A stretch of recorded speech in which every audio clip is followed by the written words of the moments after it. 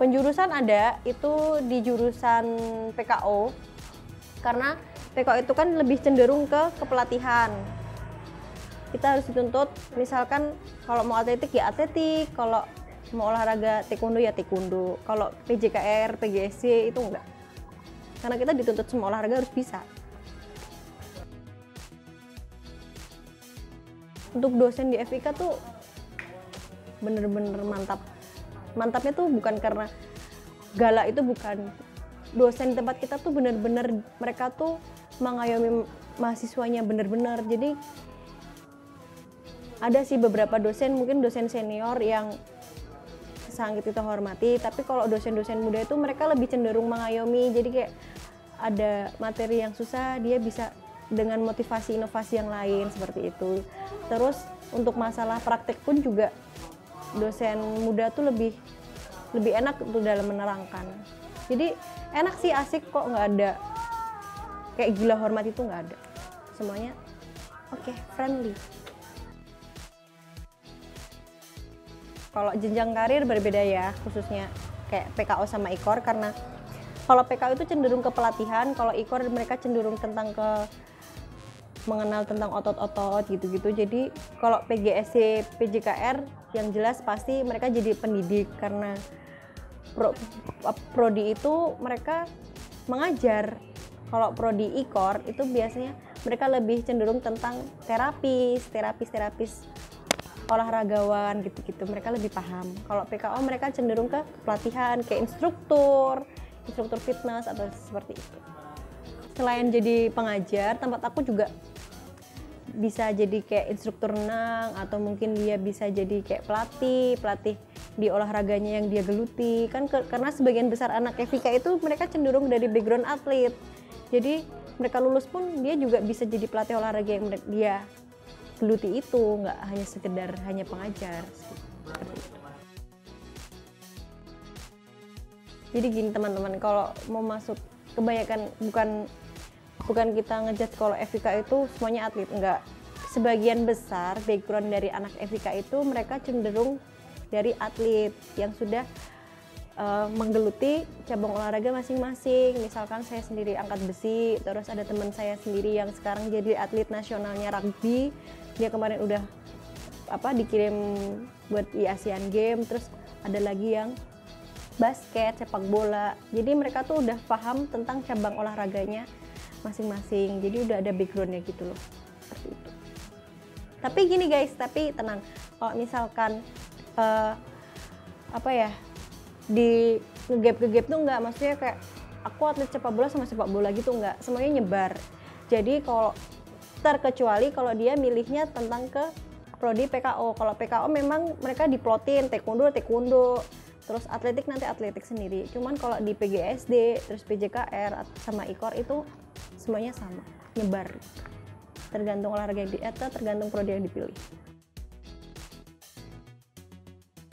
Bisa, karena di FIK itu ada UKM-nya banyak. Jadi nanti kalau misalkan kalian belum ada background jadi atlet, terus kalian ngembangin bakat kelebihan kalian ikut UKM, nanti kalau olahraga kalian bagus bakalan dipilih jadi atlet gitu. Maksudnya diseleksi dulu ya pastinya gitu.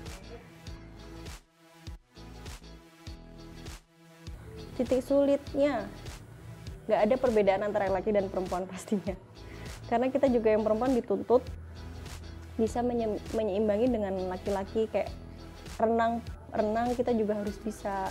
Lari, laki-laki dan perempuan tidak ada perbedaan. Kita juga harus dituntut lari. Tengah-tengah siang kita harus praktek di tengah lapangan, terik di bawah sinar matahari, seperti itu. Jadi kalau olahraga yang harus kita benar-benar kuasain itu enggak, tapi kita harus semuanya bisa. Karena kita tuh dituntut mengajar. Contohnya kalau misalkan kita bisa sepak bola tapi kita tidak bisa renang, nah terus kalau bisa kita ngajar materinya renang dan siswa kita, murid kita, mereka naudzubillah ya, ada tragedi apa di kolam renang, kita nggak bisa renang, terus siapa yang menolong kalau kita nggak bisa renang kan? Nah seperti itu sih contoh hal kecilnya gitu. Memang harus semua. Iya, jadi memang tuntutan kita tuh harus semua harus bisa menguasai.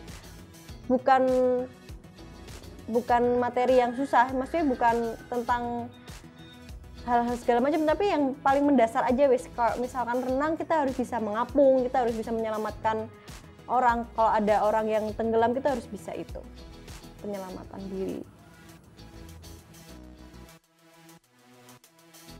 Judul skripsi sih semuanya bisa diambil, tergantung kita maunya apa dan tergantung dosen mengasesi atau enggak.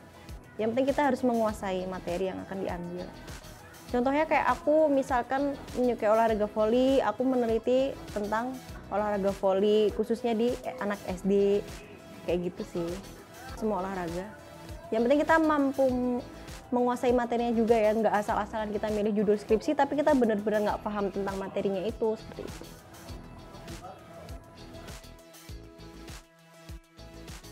Oke, pertimbangan yang harus dipikirkan sebelum masuk ke FIK itu pastinya nyiapin mental, khususnya untuk yang perempuan.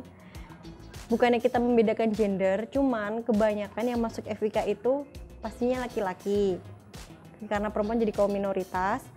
Terus yang kedua kita harus menyiapkan pikiran kalau olahraga itu ya penting, karena kita di situ dituntut untuk olahraga setiap hari.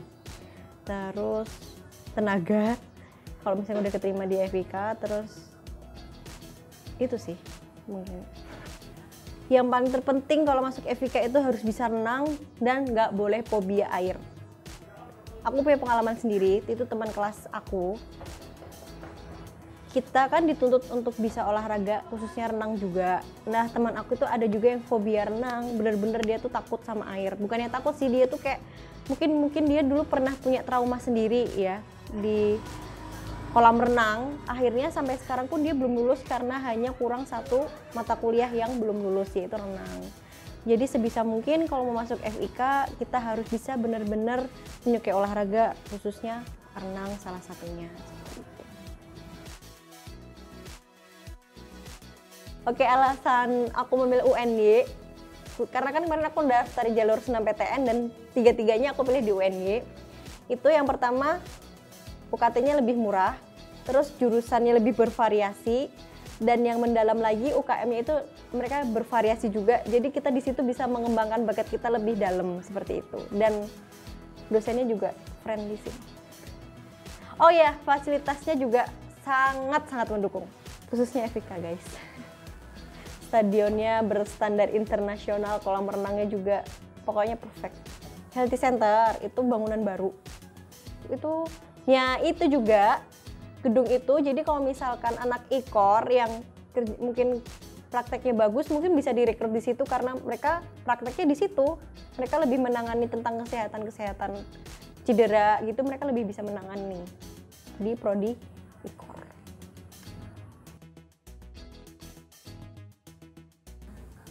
Yang karena saya alami sendiri, lakukan segalanya itu dengan senang hati dan ikhlas, maka semua akan membuahkan hasil yang maksimal. Terima kasih guys.